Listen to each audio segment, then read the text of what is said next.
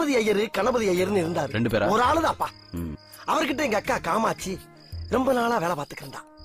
அப்படி வேலை பார்த்துக்கிட்ட எங்க அக்கால அந்த ஆளு ரொம்ப நாளா வச்சிருக்காருன்னு ஊருக்குள்ள ஒரு புரளி.